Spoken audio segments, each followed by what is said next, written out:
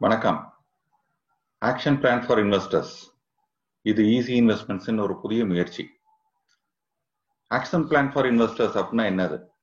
இது முதலீட்டாளர்களுக்கான ஒரு செயல் திட்டம். ரைட். இன்னைக்கு டேட்ல நம்ம எல்லாருக்குமே நிறைய இன்வெஸ்ட்மெண்ட் ஆப்பர்ச்சுனிட்டிஸ் வந்துகிட்டு இருக்கு.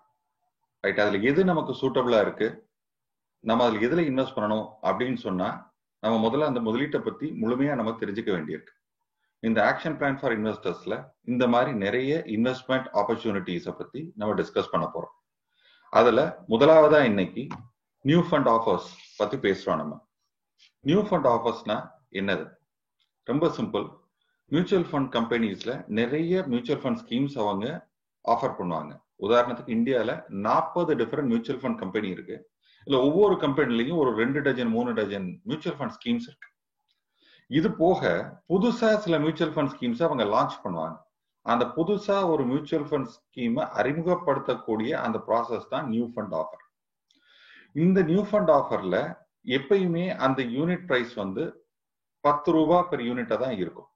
Unless otherwise specified. ரொம்ப ரேரா அந்த யூனிட் பிரைஸ் அவங்க வேரி பண்ணலாம். பட் யூஸ்வலா அந்த அலாட்மெண்ட் பிரைஸ் 10 ரூபாய் பெர் யூனிட் தான் இருக்கும். ரைட். எதனால மியூச்சுவல் ஃபண்ட் அவங்க லான்ச் பண்றாங்க? இப்போ நான் ஒரு செகண்ட் முன்னாடி சொன்ன மாதிரி மேபி ஒரு புதிய ஆப்பர்ச்சுனிட்டியா இருக்கலாம், இல்ல புதுசா ஒரு தீம், ஒரு இன்வெஸ்ட்மெண்ட் தீம் ஒன்னு உருவாயிருக்கலாம், இல்ல அவங்க ஃபண்ட் மேனேஜர்ஸ்க்கு இடையில ஒரு அவங்களோட தனித்தன்மை இருந்திருக்கலாம், ஒரு எபிலிட்டி இருந்திருக்கலாம். மேபி இந்த மாதிரி ரீசன்ஸ்க்காக அவங்க நியூ ஃபண்ட் ஆஃபர் லான்ச் பண்ணலாம். ரைட். இல்ல ரொம்ப சிம்பிள், இந்த 40 டிஃபரெண்ட் கம்பெனி இருக்கு இல்லையா, இதுல ஒரு கம்பெனி ஒரு பர்டிகுலர் ஸ்கீமா ஆல்ரெடி லான்ச் பண்ணியிருப்பாங்க. அதுக்கு ஒரு பெரிய வரவேற்பு இருந்திருக்கும். அப்ப மித்த 39 கம்பெனிக்காரன் சும்மா இருக்க மாட்டான் பாருங்க. அவன் ஒரு காம்படிட்டர்ஸ் ப்ராடக்ட் மாதிரி அவங்க ஒரு நியூ ஃபண்ட் ஆஃபர் லான்ச் பண்ணுவாங்க. ரைட். அதுவும் இருக்கலாம்.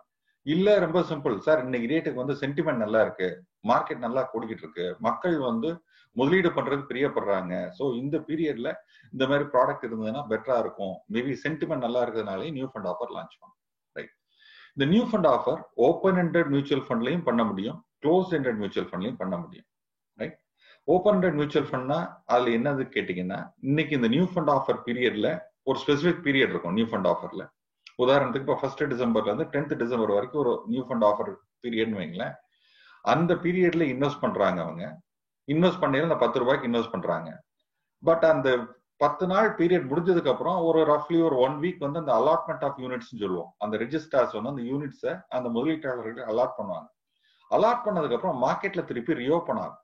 ஸோ ஒருத்தவங்க நியூ ஃபண்ட் ஆஃபர்ல இன்வெஸ்ட் பண்ணாம விட்டவங்க அதுக்கப்புறம் அந்த ரியோபன் ஆனதுக்கு அப்புறம் முதலீடு பண்ண முடியும். ஒன்லி டிஃபரன்ஸ் என்னன்னா, நியூ ஃபண்ட் ஆஃபர்ல அந்த என்டையர் 10 டேஸ் 1 டிசம்பர்ல இருந்து 10th டிசம்பர் வர, உதாரணத்துக்கு நான் சொன்ன மாதிரி அந்த பீரியட்ல என்னைக்கு இன்வெஸ்ட் பண்ணாலும் சரி, 1ஆம் தேதி பண்ணாலும் சரி, 10ஆம் தேதி பண்ணாலும் சரி, அந்த 10 ரூபாய் பெர் யூனிட்டுக்கு அலாட்மெண்ட் கிடைக்கும். வேற ஆன்கோயிங் பேசிஸ்ல பண்ணையில அன்னன்னைக்கு உண்டான மார்க்கெட் நிலவரப்படி உண்டான நெட் அசெட் வேல்யூ NAV-ல தான் நமக்கு அலாட்மெண்ட் கிடைக்கும். இதுதான் நியூ ஃபண்ட் ஆஃபரோடைய ஃபியூச்சர் அண்ட் ஓப்பன் ஃபண்டோடைய அட்வான்டேஜ். ரைட்.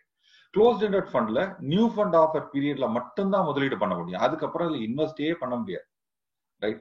அதே மாதிரி வித்ரா பண்றது பாத்தீங்கன்னா, க்ளோஸ்ட் எண்டட் ஆஃபர் அந்த மெச்சூரிட்டி டேட் ஒன்று கொடுத்துருப்பாங்க, 3 years 5 years, அப்ப மட்டும் தான் வித்ரா பண்ண முடியும், அதுக்கு முன்னாடி வித்ரா பண்ண முடியாது. ஆனா இந்த ஓப்பன் எண்டட் ஃபண்ட்ல எப்ப வேணா இன்வெஸ்ட் பண்ணலாம், எப்ப வேணா எக்ஸிட் பண்ணலாம். Right. Right. New fund offer எப்படி ஒர்க் ஆகுது? ஒரு உதாரணத்துக்கு ஒருத்தர் 1 லட்சம் ரூபாய் முதலீடு பண்றாருன்னு வச்சுக்கோம். அந்த 1 லட்சம் ரூபாய் முதலீடு அந்த நியூ ஃபண்ட் ஆஃபர் நான் சொன்ன மாதிரி 10 ரூபாய் தானே ஒரு யூனிட். அந்த 10 ரூபாய் பெர் யூனிட் இருக்கையில 1 லட்சம் ரூபாய்க்கு 10,000 யூனிட் நமக்கு கிடைக்கும். Okay, you get 10,000 units. Right. இன்னொரு ஒரு சிச்சுவேஷன்ல ஒரு ஆன்கோயிங் ஃபண்ட்ல அதே முதலீட்டாளர் இன்வெஸ்ட் பண்றாருன்னு வைங்க, அதோடைய நெட் அசெட் வேல்யூ 25 ரூபாய் இருக்குன்னு வைங்க. ரைட். இந்த 1 லட்சம் ரூபாய்க்கு 25 ரூபாய் மேனி நமக்கு ஒரு 4,000 யூனிட் கிடைக்கும். சரிதானே? ரைட். இப்போ இதுல என்ன ஆகுது, நியூ ஃபண்ட் ஆஃபர்ல நான் போடல, எனக்கு 10,000 யூனிட் கிடைச்சது, அதே 1 லட்சம் ரூபாய் தான் 2 இடத்துலயும். பட் எக்ஸிஸ்டிங் ஃபண்ட்ல போட்டா 4,000 யூனிட் தான் கிடைக்குது. ஸோ நியூ ஃபண்ட் ஆஃபர்ல இன்வெஸ்ட் பண்றது சீப்னு சொல்லி ஒரு அபிப்பிராயம் நிறைய பேருக்கு இருக்கிறது உண்டு. இது ஒரு சைக்கலாஜிக்கல் ஃபேக்டர். ரைட். இது உண்மைதானா அப்படின்னு பார்த்தோம்னா அதுக்கு ஒரு சின்ன எக்ஸாம்பிள், மித் ஆஃப் NFO அப்படின்னு நான் காமிக்கிறேன். இப்போ இந்த நியூ ஃபண்ட் ஆஃபரும் இந்த எக்ஸிஸ்டிங் ஃபண்ட் ஆஃபரும் இப்போ நம்ம பேசின அது ரெண்டுமே ஒரே வெரைட்டின்னு வச்சுக்கோங்க. டிட்டோ ஜெராக்ஸ் காப்பி மாதிரி ஃபண்டுன்னு வச்சுக்கோங்களேன். அப்ப அந்த நியூ ஃபண்ட் ஆஃபரோட NAV 10 ரூபாய் இருக்கு, அண்ட் எக்ஸிஸ்டிங் ஃபண்டோட NAV 25 ரூபாய் இருக்கு. பட் ரெண்டோடைய போர்ட்போலியோ 100% ஒரே மாதிரி இருக்குன்னு சொன்னா அந்த அந்த 2 ஃபண்ட்லையும் நம்ம இன்னைக்கு இன்வெஸ்ட் பண்றோம். 10 ரூபாய் NAV இன்னைக்கு இன்வெஸ்ட் பண்றோம், 25 ரூபாய் NAV இன்னைக்கு இன்வெஸ்ட் பண்றோம். நம்ம இன்வெஸ்ட் பண்ற NAV வேணா வேற வேற இருக்கலாமே தவிர இந்த 2 கம்பெனிக்காரங்களுமே நம்மளோட பணத்தை வாங்கி இன்னைக்கு தான் அவங்க மார்க்கெட்ல இன்வெஸ்ட் பண்ண போறாங்க. they are going to invest in today's market price only, right? சரி, இன்னைக்கு டேட்டுக்கு வந்து சென்செக்ஸோட வேல்யூ 44,000 பாயிண்ட் இருக்குன்னு வைங்களேன். 44,000 பாயிண்ட்டுக்கு தான் இந்த 10 ரூபாய் NAV காரரும் முதலீடு பண்ணுவாரு, 25 ரூபாய் NAV காரரும் முதலீடு பண்ணுவார். அப்ப நாளைக்கு வந்து நியூ ஃபண்ட் ஆஃபர் ஒரு 10% கெயின் ஆச்சுன்னா அதோட NAV 11 ரூபா போகும். அப்ப அதே மாதிரி இந்த எக்ஸிஸ்டிங் ஃபண்ட் 25 ரூபாய் NAV காரங்களோடது 10% கெயின் ஆகி 27 ரூபா 50 பைசாக்கு போயிடும். In other words the percentage gain is the same. So new fund offer cheap கிடையாது, right? That is very clear, right? அப்போ அது சீப் கிடையாதுன்னு சொன்னா எதுக்காக நம்ம இன்வெஸ்ட் பண்ணணும், நம்ம எப்ப இன்வெஸ்ட் பண்ணணும் அப்படின்ற கேள்வி வருது. இன்வெஸ்ட் பண்ணத்தான் வேணுமா, இந்த சந்தேகம் நமக்கு வருது, right? when to invest in a new fund offer? முதல்ல ஒரு நியூ ஃபண்ட் ஆஃபர் வந்ததுன்னா அதோட விவரங்களை படிச்சு பார்க்கணும் சார். இந்த ஃபண்ட் என்ன பண்ண போறாங்க, இது எப்படி மேனேஜ் பண்ண போறாங்க, எதுக்காக இதை லான்ச் பண்றாங்க, அண்ட் அந்த ஃபண்ட் மேனேஜரோட வியூஸ் என்ன, ரைட்? சில சமயம் அது வந்து யூடியூப் வீடியோஸ்ல இருக்கும், சில சமயம் பத்திரிகையில இன்டர்வியூஸா வரும். there are so many things. அதை பூரா புரிஞ்சுக்கணும். அண்ட் அவங்களோட இன்வெஸ்ட்மெண்ட் ப்ராசஸ் என்ன, அவங்க டீமோட ஸ்ட்ரென்த் என்ன, டீம் சைஸ் என்ன, எல்லாத்தையும் பார்க்கணும். சே ஃபார் எக்ஸாம்பிள் ஒரு 20 பேர் கொண்ட இன்வெஸ்ட்மெண்ட் டீமுக்கும் ஒரு 2 பேர் உள்ள இன்வெஸ்ட்மெண்ட் டீமுக்கும் வித்தியாசம் இருக்கு, ரைட்? சோ அதுல எவ்வளவு தூரம் அந்த கண்ட்ரோல்ஸ் இருக்கு ஒரு ஆர்கனைஸ்டா முடிவெடுக்க. இல்லைன்னா ஒரு தனி ஒருத்தரா இருந்தாருன்னா என்னத்தையா காமாச்சோமான்னு பண்ணி வச்சுட்டாருன்னா மாட்டிக்கிட்டுருவோம். ஒரு ஆர்கனைசேஷன் ஸ்ட்ரக்சர் இருந்ததுன்னா அங்க வந்தா கொஞ்சம் ஃபேமா இருக்கும், மார்ஜின் ஆஃப் எரர் வந்து ரொம்ப கம்மியா இருக்கும், ரைட்? சோ அந்த இன்வெஸ்ட்மெண்ட் ப்ராசஸ் எல்லாத்தையும் நம்ம செக் பண்ணணும். எல்லாம் செக் பண்ணதுக்கு அப்புறம் நம்ம எப்ப முதலீடு பண்ணலாம்னா, இந்த பர்டிகுலர் இன்வெஸ்ட்மெண்ட் தீம் நமக்கு பிடித்திருந்தால் அந்த பர்டிகுலர் இன்வெஸ்ட்மெண்ட் ஆப்ஷன்ல அவங்க சொல்லக்கூடிய மெத்தட்ல அவங்க சொல்லக்கூடிய அவென்யூல growth பொட்டன்ஷியல் நல்லா இருந்ததுன்னா, இல்ல நம்ம ஏற்கனவே நிறைய மியூச்சுவல் ஃபண்ட்ல இன்வெஸ்ட் பண்ணிருப்போம், இந்த நியூ ஃபண்ட் ஆஃபர் மாதிரி உள்ள மியூச்சுவல் ஃபண்ட் நம்மகிட்ட ஆல்ரெடி இருந்திருக்காது, ரைட்? அப்ப வந்து நம்ம போர்ட்ஃபோலியோல ஒரு கேப் இருக்குன்னு நம்ம சொல்லலாம். அந்த மாதிரி சமயத்துல அண்ட் எல்லாத்துக்கும் மேல நம்மளோட ரிஸ்க் ப்ரொஃபைல் ஒத்து வருதா. உதாரணத்துக்கு ஒரு ஃபண்ட் வந்து ஒரு மியூச்சுவல் ஃபண்ட் கம்பெனி இன்னைக்கு ஒரு small cap new fund offer அவங்க லான்ச் பண்ணலாம். ஒரு 80 வயசு முதியவர் வந்து அந்த ஸ்மால் கேப் ஃபண்ட் இன்வெஸ்ட் பண்ணுவானா 100% தேவையில்லை.